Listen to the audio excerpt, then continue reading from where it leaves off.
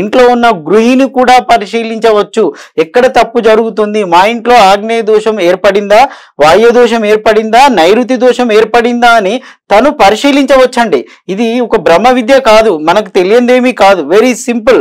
వాస్తు అనేది సులభతరం చేయడమే నా యొక్క ఉద్దేశము. ప్రతి ఒక్క ఇంటి గృహిణి కానీ ఇంట్లో ఉన్న ప్రతి ఒక్కరు క్యాచ్ చేయొచ్చు. ఎందుకు గృహిణుల గురించి చెప్తున్నాను అంటే వారు ఎక్కువగా ఇంటిని గమనిస్తూ ఉండడానికి అవకాశం ఉంటుందండి. అంటే మగవాళ్ళు కూడా పట్టించుకుంటారు, ఆడవాళ్ళు కూడా పట్టించుకుంటారు. సో గృహిణుల విషయానికి వచ్చేసరికి ఫింగర్ టిప్సే అది. మీ ఇంటి వాస్తును మీరే పరిశీలించుకోవచ్చు.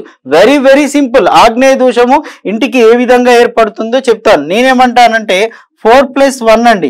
మన 4+1 టాపిక్స్ తోటి వాస్తు మొత్తాన్ని సరి చేసుకోవచ్చు.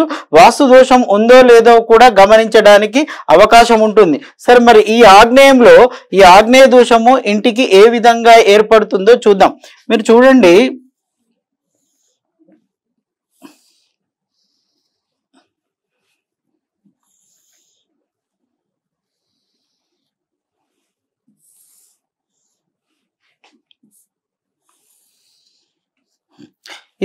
ఇది ఈశాన్యం అండి, ఇది ఆగ్నేయము, ఇది వాయుము, ఇది నైరుతి.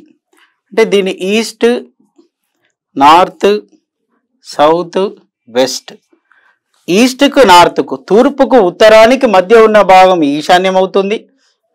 తూర్పుకు దక్షిణానికి మధ్య ఉన్న భాగం ఆగ్నేయం అవుతుంది. ఉత్తరానికి పడమరకు మధ్య ఉన్న భాగం వాయుం అవుతుంది.